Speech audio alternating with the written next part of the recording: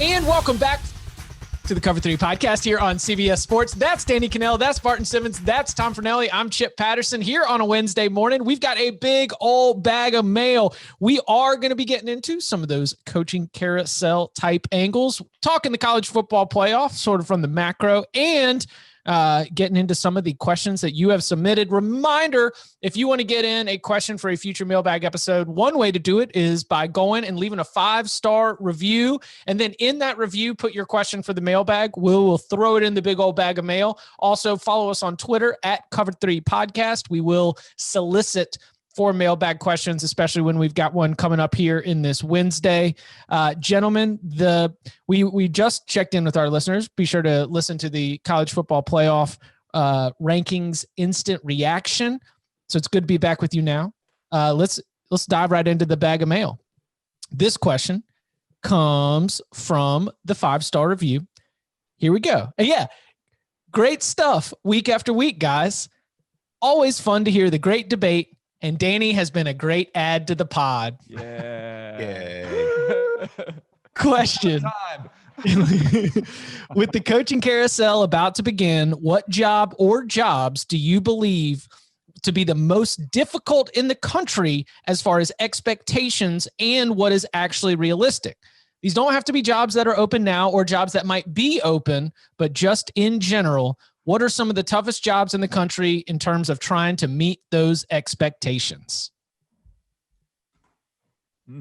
Can I just say every SEC job that is in Alabama, Florida, or Georgia or LSU? Wait. Why not all those too? Yeah, exactly. Yeah, true.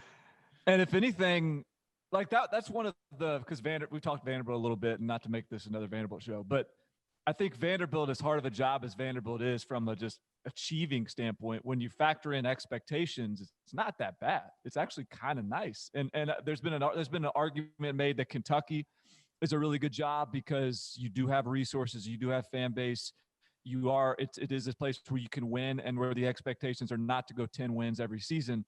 So I think the interesting element of this is to factor in expectations, because obviously there's a lot of situations that vary in terms of the resources and ability to win, recruiting backgrounds, tradition, all that stuff. But I think the expectation and how that reflects your job security is a big variable and X factor in sort of answering this question. So what are some of those jobs? Because I kind of think a lot of those SEC jobs are nice, but I think they're nice in that you're going to make a whole lot of money. And I don't know if in Oxford, anyone expects Lane Kiffin to win the West, right? No, they just expect him to have fun. I mean, like in the ACC, I think that Virginia's probably a pretty good job. Was the question toughest jobs or best jobs? What was the question? It is. Let's see. It is what do you believe to be the most difficult in the country as far as expectations and what is actually realistic? I think two are ones that we've talked a lot about. It's Michigan and Texas, because the expectation is you should be Ohio State at Michigan, and they're clearly not. At Texas, you should be Oklahoma, and they're clearly not.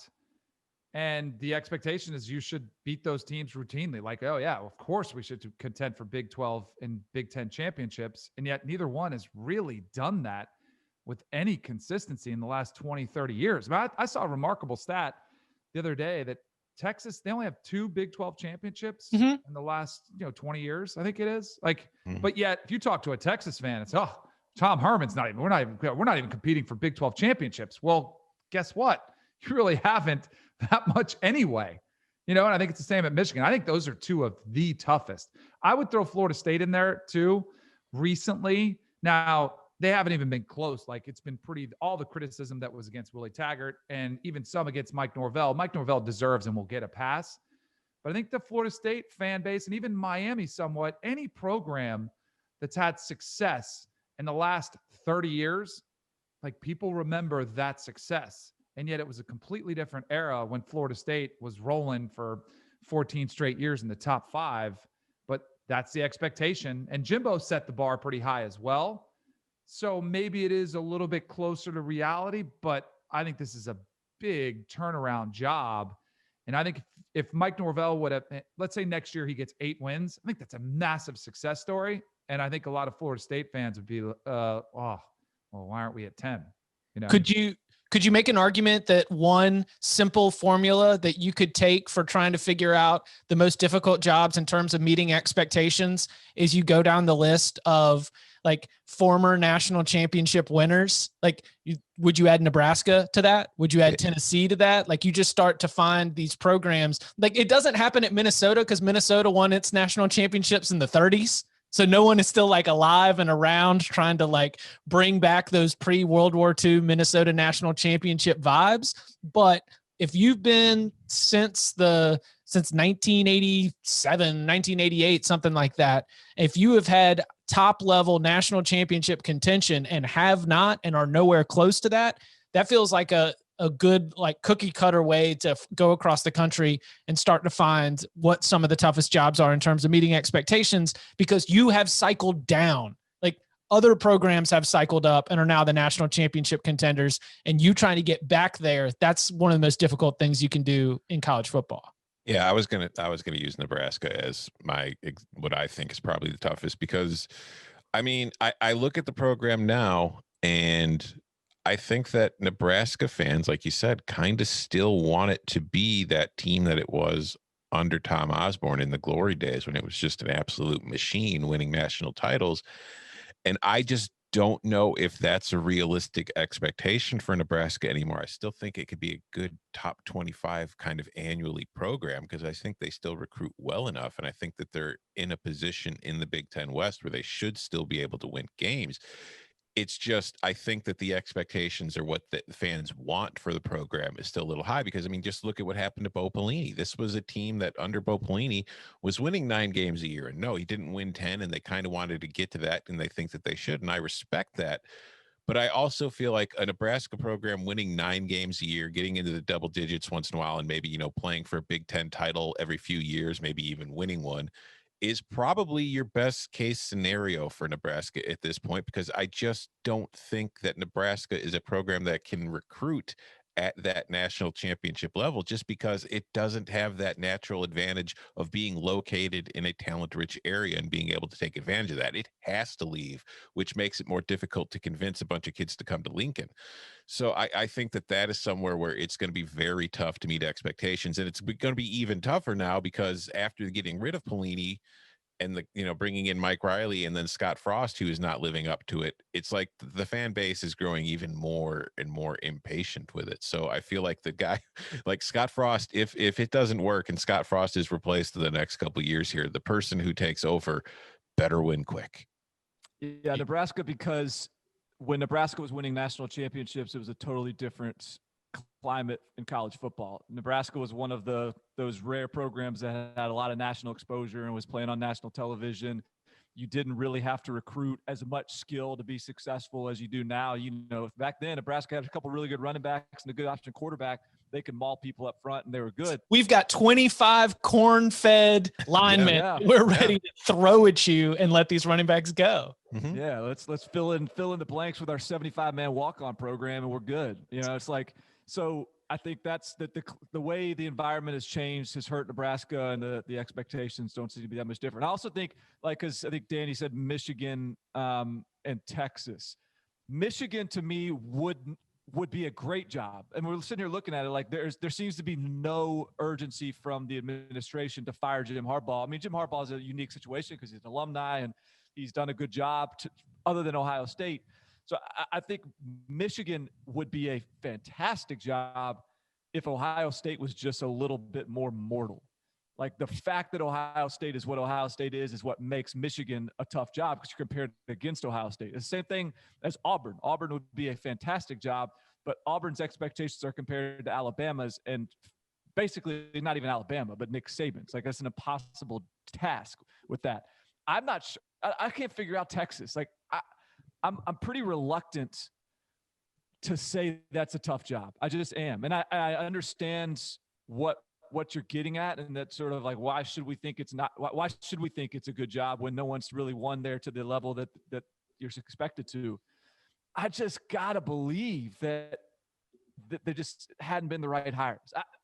it's just too many resources. It's just too good of an opportunity. It's too good of a situation. Maybe I'm not well versed enough in the inner workings of that program and all the boosters that are meddling and whatever. Well, isn't it too many cooks? Yeah, it's Right. too many resources. It's too many opportunities, but it's also too many cooks in the kitchen. That's always what I've. But that's a good. Isn't that a good problem to have? It's like saying we got too many Not five-star always. quarterbacks. I'm not on a speaking tour to talk about businesses and org charts, but I do think that there is a line of thinking that would think that being able to streamline and I bet Dabo Sweeney would tell you the value of being able to get administration, boosters, and head coach all on the same line. I bet Jimbo Fisher would tell you from the other side how much he wishes administration and boosters and head coach could have all been aligned in lockstep. And I think if you've got more power brokers in the equation, it just makes it tough to get everybody on the same page. I think that I think it takes a special person to win at Texas, not a special person, but a specific type, kind of like the CEO role, the person that has it kind of like a politician role. That's why I think Mac Brown was so good at Texas. He was a good football coach, but he was also good at being in charge. You know what I mean? Like, you can't just have like the football guy coach come in who's just all about X's and O's and all that kind of stuff, because I think that then there's too many people who are trying to tell you what to do and you're getting pulled in too many directions. I feel like for governments, checks and balances are good. For college football programs, maybe I'm more of a fascist, I guess, in that way. You know what I mean? Absolutely. I think you hit on something outstanding with Mac Brown. I mean, Mac Brown was perfect. I mean, he probably run for governor of Texas and win in a landslide. I spent a lot of time with him when I was ESPN. We were in studio together every Saturday. He recruited me at North Carolina. I've seen firsthand the way he interacts with people, and he is a politician. It's everybody. He's great with names, like a politician is, like on Veep when they're whispering in our ear. It's like Gary's there. And he's with, like, he doesn't need the person in his ear. He's just really good with names. And if not, he'll find out before he meets the person. So you make him feel special. That's what Texas boosters want to make. They want to feel special. I mean, Mac Brown was still like Joe Jamel, who is one of the biggest boosters. Mac had a great relationship. He would still talk to him and like kind of still interacted with him when he was long gone from Texas. And he still had a relationship there with the university. But that is kind of what you do have to be there. Getting back to the question, though, like, I still think Texas is a great job because you're going to get paid a lot of money and you're going to have an infinite amount of resources. Those boosters, when you get hired, whatever it takes, whatever you need, we'll give it to you. Now you got to deliver. And that's where the expectations come in, and I think this is at Michigan too, that they'll give you all the resources, but the expectation is 10 wins a season consistently. And I don't know how realistic that is anywhere, so I think I think that's where the conversation, I think Michigan's a great job, but I think it's a tough job. And I think every coach that takes any of these jobs we're discussing about knows the territory that comes with it, but they're all some of the toughest jobs compared to the expectations. I think USC is a job we haven't talked about on here. The Pac-12 has been kind of forgotten about. USC has been down.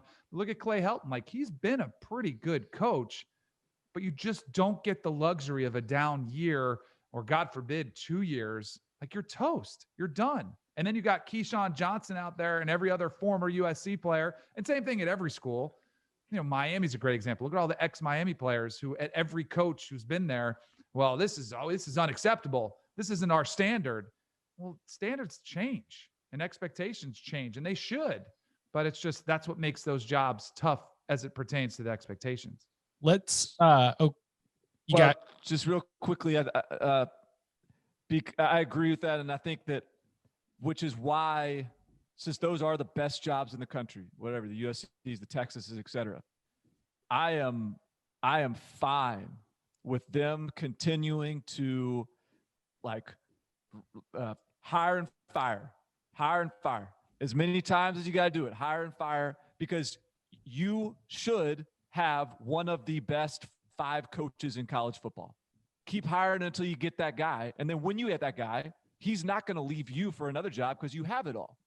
And you should be playing for national championships, and you got one of the best 5 coaches in the country. Like, the idea that just an average coach should just middle along at one of these elite programs, like, he doesn't deserve that. He can have his paycheck, he can have his little run, and that's fine. But like, those jobs should be continuing to search for the elite, the top 5 coaches in all of football below the NFL, like all of college athletics. Unless you're Florida State and you feel like your job is the destination job, and then the coach that brings you a national championship feels like maybe there is a better job out there. I'm just saying. Sure. And by the way, we didn't mention Texas A&M once. No. You want to talk about like long streak without a whole lot of success? Texas A&M. We've thought about that before because Barton's a Texas A&M believer. I'm going to change my answer though. I think the toughest job with the most unrealistic expectations will be whoever the hell has to replace Nick Saban at Alabama. Yes. Fair.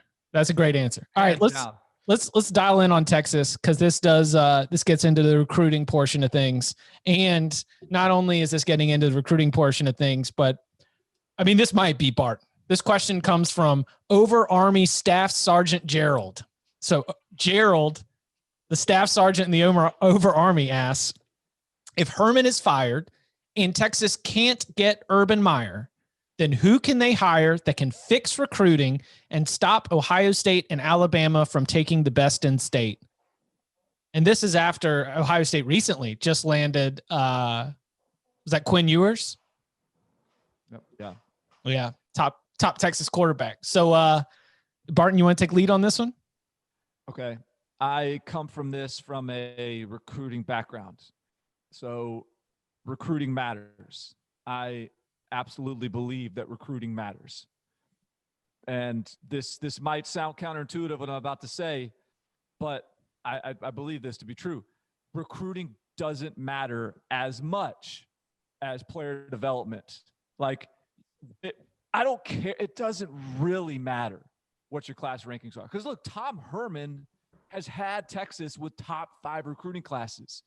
Like he is from a rankings perspective, he's doing what he's supposed to do. He's getting the right guys. But the state of Texas, if you are at the University of Texas, you are always, that's a huge state that you are the flagship program of. There will always be some guy that's a first-round draft pick that someone else got, right? And so whatever, it's going to look bad on you. You can't even worry about that. You can't worry about who's leaving the state. The way to get better at Texas is to develop the guys that are on campus. And that's true for any job. Like, forget the recruiting rankings until you're getting the most out of whatever guys are getting on campus. And if you're coaching those guys up, if you're developing them in the weight room, if those guys are getting better, then your program is going to maximize whatever that talent is. And as those players get better, then your ceiling for recruiting will also improve, and you can continue to. So I think it's important, like partially, not to miss. It's important to have a roster full of guys that are contributors in some way, that are value adds to the locker room. Forget the idea of losing a guy, a 5-star to an out-of-state program. I think that is very overblown because it's all about what you do with them once they're inside your building as a head coach. Like, if we're talking about whatever, we're going to have our debates about recruiting rankings. And I'm certainly, that doesn't mean I'm not going to, call out a coach that loses a big time prospect in state. I am. And they need to value those, and that needs to be important, but it's not as important as the things that aren't as easy for us to sit here and like hot take about, which is what's going on a daily basis from a process standpoint within that locker room and within that weight room. I think the position that matters the most out of all those is quarterback. I mean, look at how many jobs have been impacted where I think that is concerning. If you are losing quarterbacks, that you could have one of the top 5 classes in there. If you either don't have a quarterback in that class or you miss on a quarterback in that class, then that is a significant concern. And it's been proven over time. Like, if you have a run, Tech's a great example. At the end of Mac Brown's tenure, he had 5 stars that he missed on that probably led to his exit. And that's Florida State's a big reason why they're struggling right now. Michigan, like, there is always a correlation. And I don't think it's necessarily between recruiting classes. it's quarterbacks. And that goes into play what Barton says is the lack of developing a quarterback, which has probably been the biggest, most perplexing thing for Michigan fans to look at. How can a former quarterback who played at Michigan and is supposed to be a quarterback guru not have a quarterback who's been a difference maker? So I would just say, like, that is the position that I think you should focus all your efforts on, and developing that quarterback to make sure that he's a success and gives you a chance. Is two programs that come to mind that it feels like I'm always seeing some 5-star, 4-star player on National Signing Day, holding up the hat, picking that team, but yet, it'll end up being a transfer. It'll end up being like never working out. It feels like Miami and USC are there.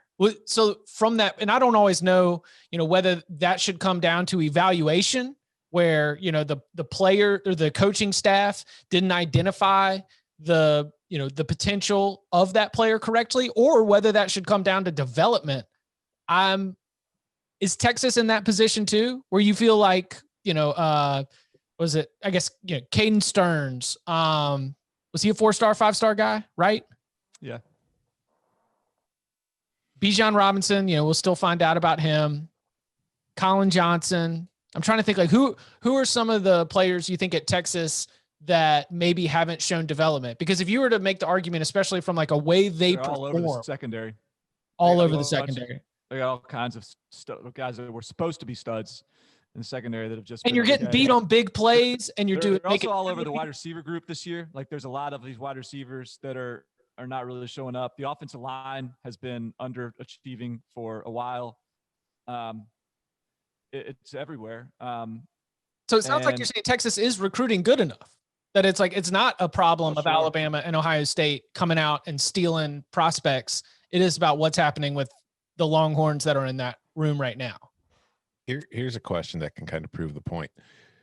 Texas, like you said, Barton, it is ranked highly every year in recruiting rankings. Who was the last Texas player to be drafted in the first round of the NFL draft? Anybody know? No. It was Malcolm Brown in 2015, and he was the 32nd pick of the first round. Daggum. Interesting. All right, let's take this. Don't forget, CBS Sports College Football Pick'em. We've been reminding you about it. And guess what? Since we're here on a Wednesday, it's open. That means that you can, as you're listening to this podcast, pull up cbssports.com/college. Again, cbssports.com/college, and you can fill out your entry. Your entry is totally free, and it puts you in the mix for a $1,000 weekly cash prize. What's on there, you say? Is that Texas as a 9.5-point favorite in Manhattan? Now, Tom Fornelli has alleged that if he picks Kansas State, we have to hit him in the head with the frying pan. But if you want to jump on that tasty home dog on the other side of this underachieving Longhorns team, that is one of the options. Texas A&M at Auburn, Ohio State, Michigan State, Notre Dame, Syracuse, Florida, Tennessee. Lots of great options for you. Clemson, Virginia Tech, and of course, Alabama at LSU, the SEC on CBS game of the week doubleheader. All these are games that you can pick against the spread for free, and you will be entered to win the $1,000 weekly cash prize. Go to cbssports.com/college. Again, that is cbssports.com/college. Coming up on the other side, who is the best team that's been left out of the college football playoff? And will there be an even better team this year? We'll get into that and more next. All right. This question comes from Myron. Hey, boys. Love the pod. The 1123 episode was one of the best. Especially the decisive BYU discussion. While Tom may be correct, I couldn't help but be inspired by Maverick and Iceman's passion for BYU to prove themselves on the national stage. Also think it is worth noting that it could boost Zach Wilson's Heisman campaign.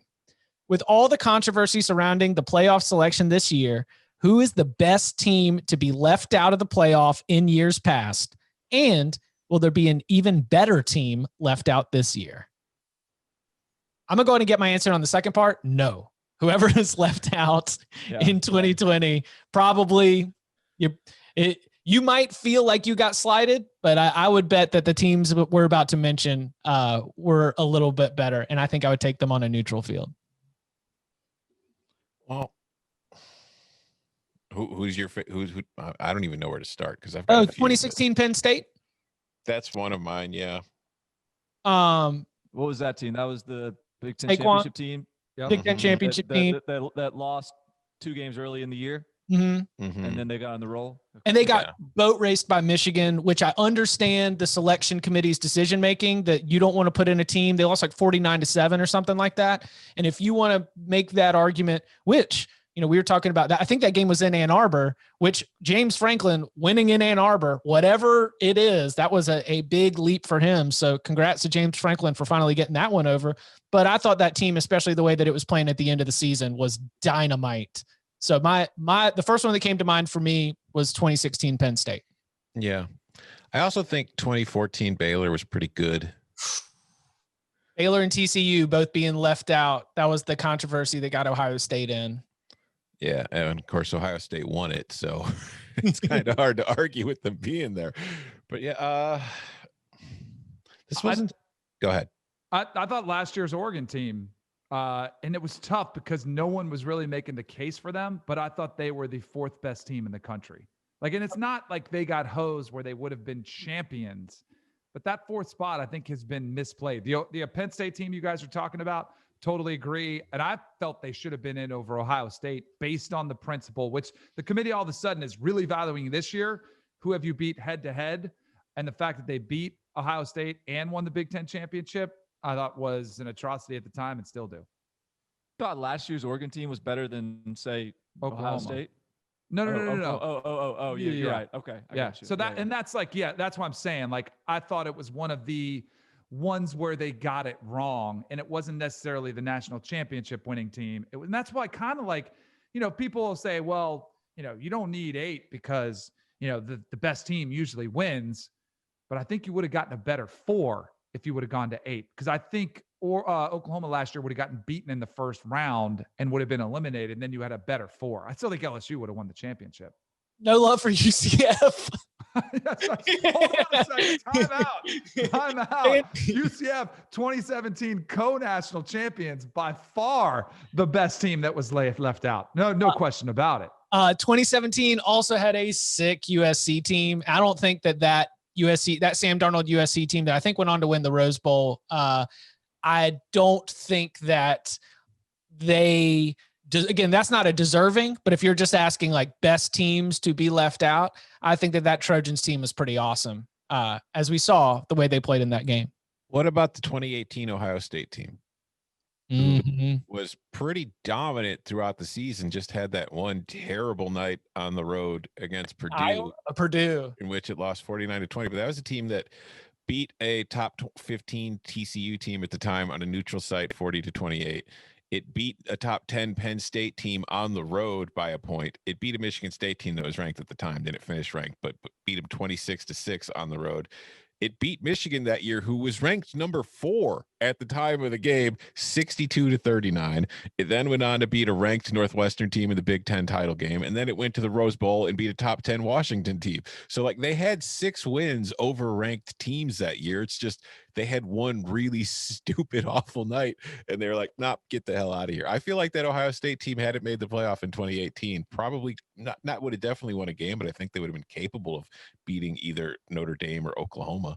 So I picked Purdue to win that game against Ohio State that season.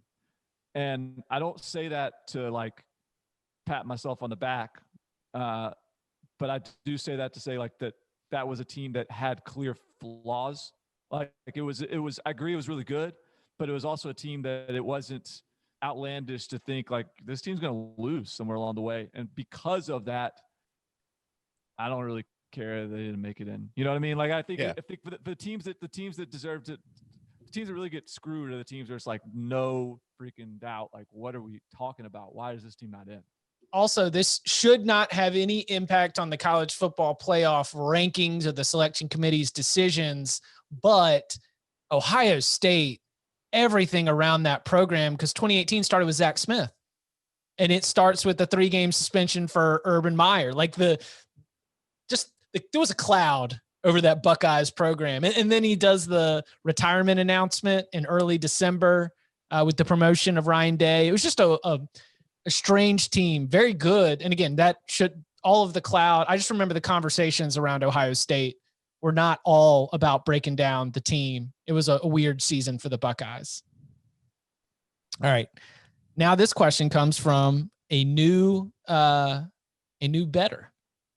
I'm a longtime listener and believe it is the best CFB show of any other radio/podcast/TV CFB show by far. And a reminder, you can see all of these episodes, youtube.com/cover3, youtube.com/cover3, or in the CBS Sports app on your mobile, on your OTT device.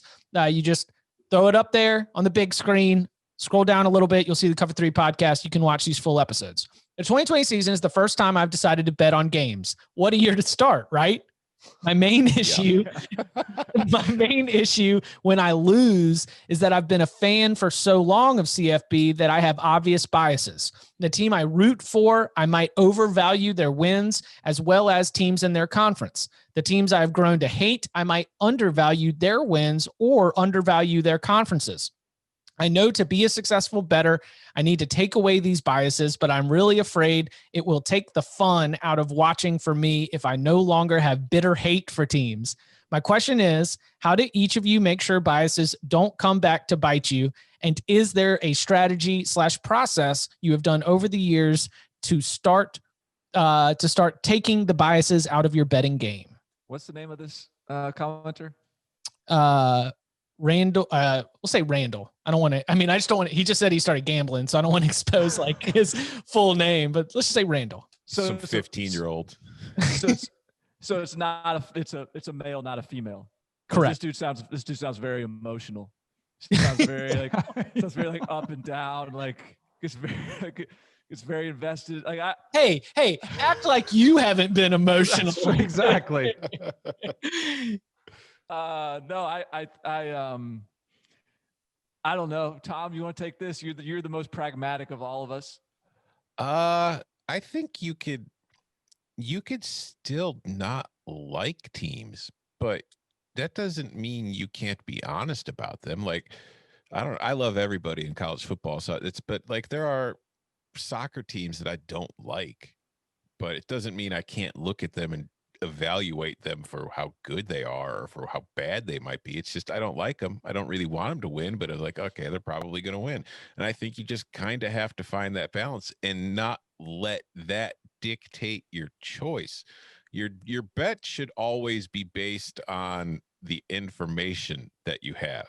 And like your instincts, maybe you've just got a little gut feel about something. Don't be afraid to listen to your gut if it's telling you something. It's just don't let it be dictated by like if you're a Yankees fan and you hate the Red Sox, don't let your hatred of the Red Sox dictate that I'm just going to bet against the Red Sox every single week because they suck. It's just it's a difficult thing because I can't really relate to it, I guess, in a way that because I don't know. You're so cold and calculating because I think that those biases can help you, especially when it comes to understanding like the trends and the rhythms and the ups and downs of a program. And I don't know if Randall has been introduced to the emotional hedge, but when that it's like, I don't think my team that I root for, that I know very well, I don't think they should be 7.5 point favorites going on the road to play this other team in this location where they have only won once out of the last 5 times. Or, when you've got those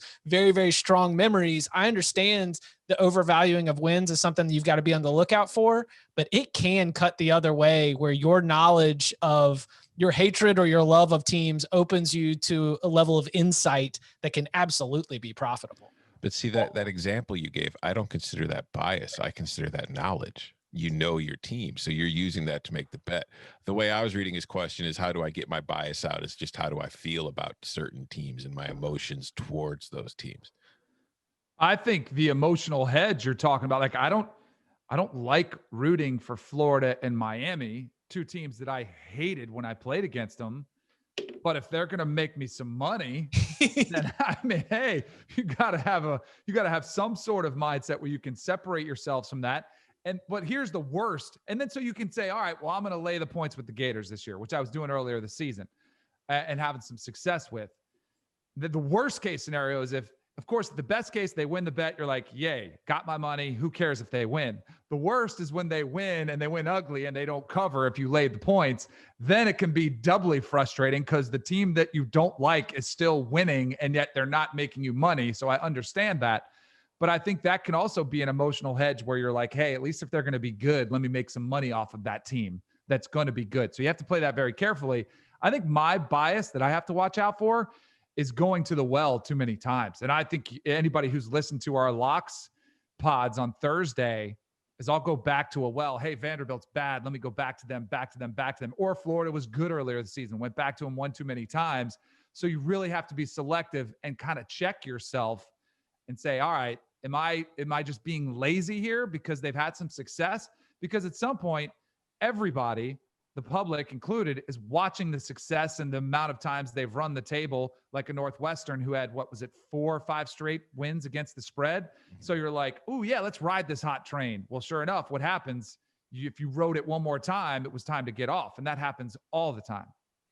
We'll say to Randall or any other new better or any better, if you're just having fun, like you're just like gambling a little bit just to have fun, to make the games more exciting and more enjoyable to watch, don't worry about any of that crap, man. If you want to bet, if your biases, Let's go. Yes. Because I mean, the overwhelming majority of people who gamble are losing in the long run, no matter what they tell you, because that's the way the game is designed. So unless you're doing this professionally or you have a serious addiction to it and you're betting more than you should be, in that case, maybe, seek some help.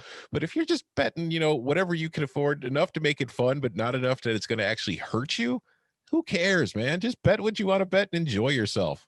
Over the weekend, I bet on Kent State plus 7.5 against my Buffalo Bulls.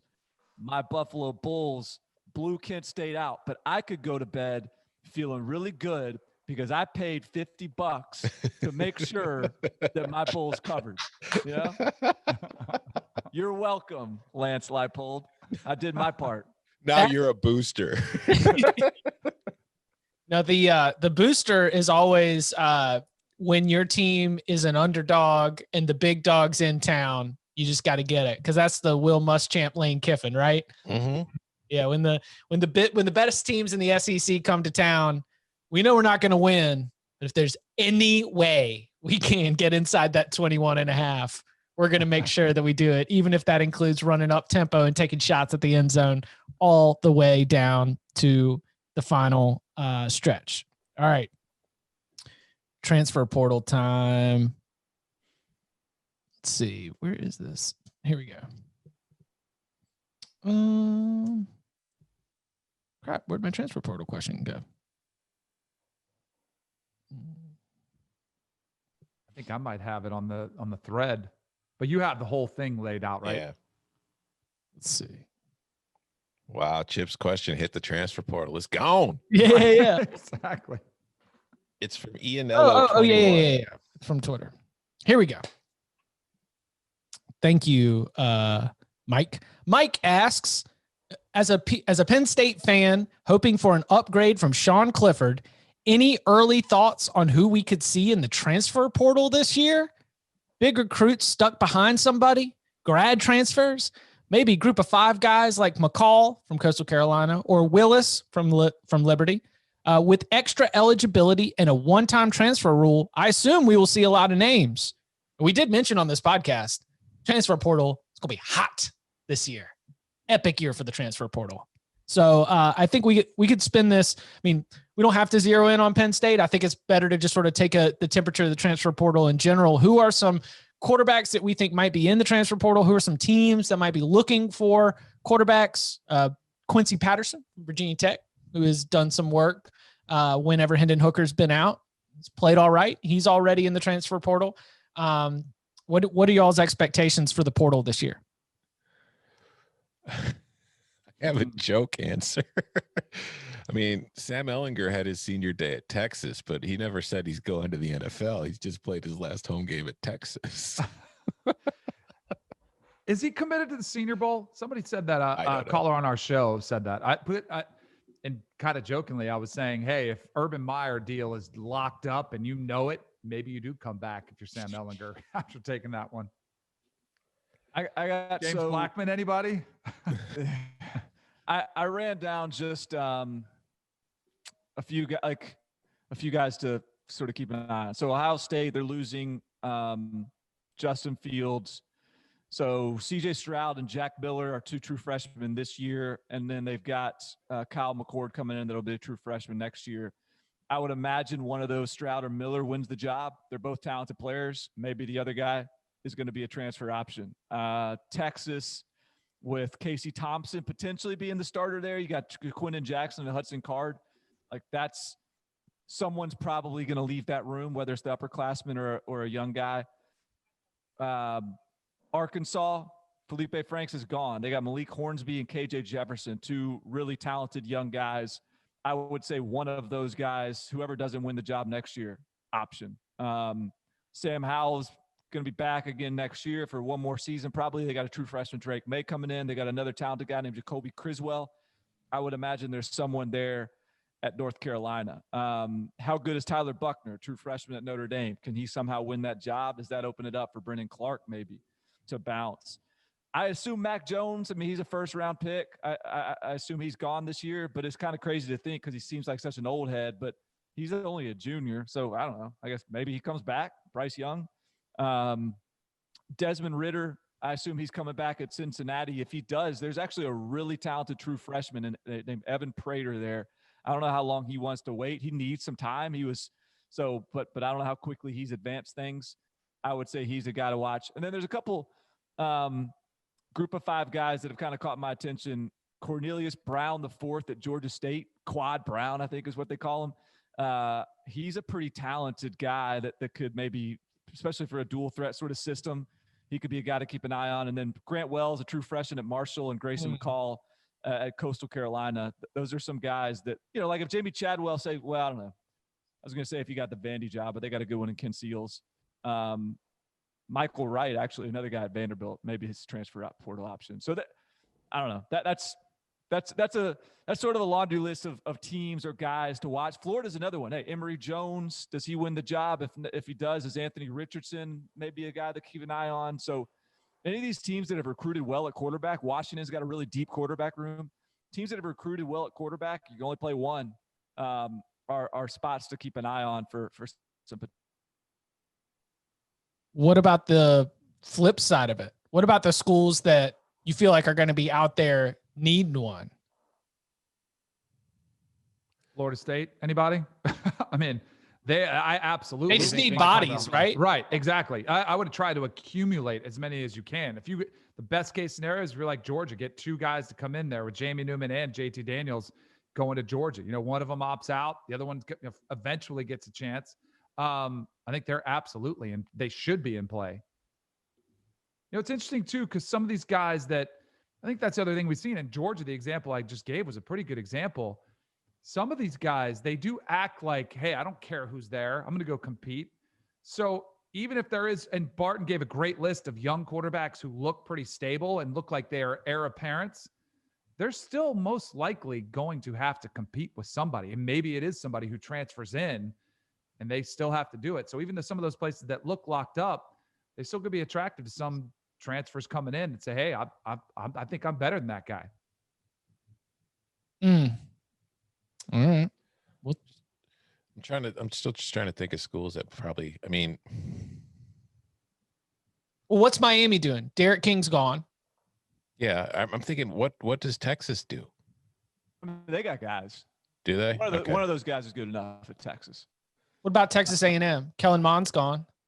They got a guy named Haynes King, who's played in a couple blowouts this year. That's a really talented true freshman this year. They should be good. What about Mississippi State? Does Leach have his QB? I think Will Rogers, the true freshman there, has shown some promising indication that he can be the guy. KJ Costello isn't hurt right now, is he? I mean, didn't No. Will Rogers just straight up take the job from him? Mhm. Oh, yeah. And speaking of Mississippi State, somebody who could, did you mention Garrett Schrader as somebody who could be on the market this offseason? Yeah, I mean, he is in the portal right now. Yeah. That's got to be the right offense. I mean, he is a pure running quarterback. But he is a big, fast, athletic, talented dude. All right, one last one.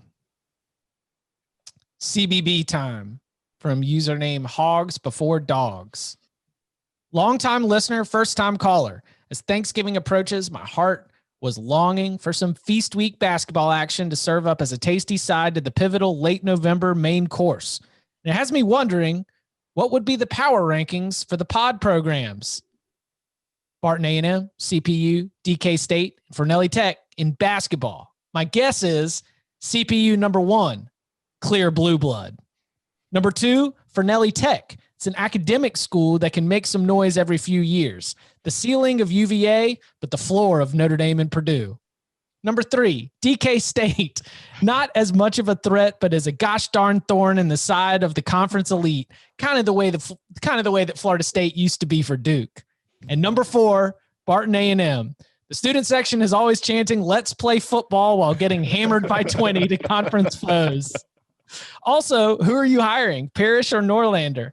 Love that the pod is a Hogs pod now. Woo, pig suey.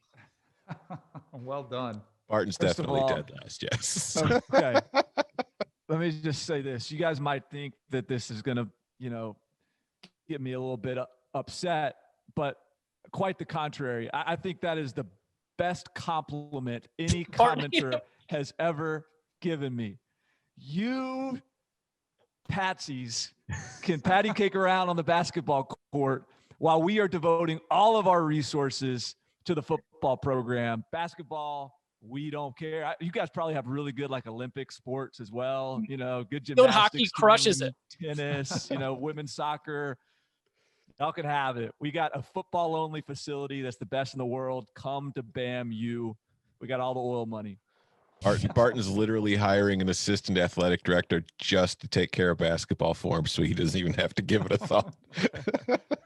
It's like, no, your job, we need a basketball coach. Yeah, whatever. You find him. I don't care. Just tell me how much he costs. Are you going to let the football players who want to play basketball make that move in January to come and just bring some athleticism to the group? Because I always loved when you'd catch the football play, like Greg Little, former North Carolina, running back and wide receiver, who spent a minute in the NFL. He would always just show up in January, and he was just good for like 5 insanely athletic plays per game. And there was always somebody in the mix like that. It was just, you weren't actually bolstering the scoring, or maybe you were helping out on the defense, but always injected a little bit of energy into the lineup. Julius Peppers. Julius Peppers, another one, man. 6'6", 270s at the end of the bench to just come in at the end of the game to get some fouls off. Well, Julius Peppers was starting. It was Brent Haywood, Julius Peppers as twin towers down low, just monster. So Don't when I forget was about in my high guy school, Charlie Ward.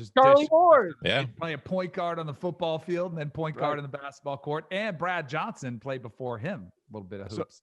So when I was in high school, our head football coach was also the head basketball coach, and we won state championships in basketball my sophomore, senior year, and football junior, senior year. And our basketball team was almost entirely football players that were playing basketball. But we had this one 6'10", 190-pound, skinny, Division I basketball recruit on our team. But he's a basketball guy, so he's kind of soft. So our coach, the coach who was also the football coach, would spend all year trying to toughen him up. So he would literally we'd have drills where he would literally say, okay, this is a drill, this is a rebounding drill. I'm going to throw the ball up there. And he put 4 of us football players out there and this one 6'10" basketball guy. And he'd be like, there's no fouls, just get the ball. He basically put us in the box and just try to just sort of tenderize him a little bit. It never worked, but he was good. He had a nice touch from the outside. He's a good player, but never got that toughness. It's fun. Stretch 4, he had the nice touch from outside at 6'10", so he could pull, you open things up. He was one of those guys that was a center, but was a little bit too proud of his jumper, kind of stepped out that 15 to 18 feet a little too much. I can't get mad at people playing pickup anymore when they do that, because it used to be like, come on, man, you're the tallest guy on the team. Get down low and bang. And now they're like, I'm back. Right. I don't want to bang. Yeah. I will say, while I'm second, and I agree with the rankings, as somebody who has spent a long time dealing with a basketball school who he wishes was better in football, I can assure you that at Fernelli Tech, we put football first, and we're happy and proud of our basketball program, and we will give them what they need to win, just as long as it doesn't interfere with our football program. We're really happy to show off the internships we've lined up for the new football recruits. All right. You can follow him. Oh, go ahead. Well, I was just going to say, what the CPU reminds me of Duke. I took an official visit to Duke coming out of high school, and they were terrible at the time. They were like, 1 win, 2 wins. The highlight of the 2 things they sold on the trip was basically you can hang out with the basketball players. And this is Cameron Indoor, by the way, and we're the only football stadium in the country with a track around it. Like, that was like a selling point. I was like, all right. Cool. And then the football stadium is right beside Cameron, so you're always hanging out around the basketball players. Right. Yeah. You can follow him on Twitter at Danny Cannell. You can follow him at Barton Simmons. You can follow him at Tom Fernelli. You can follow me at Chip_Patterson. We'll be back with locks tomorrow. Gentlemen, thank you very much. Thank you.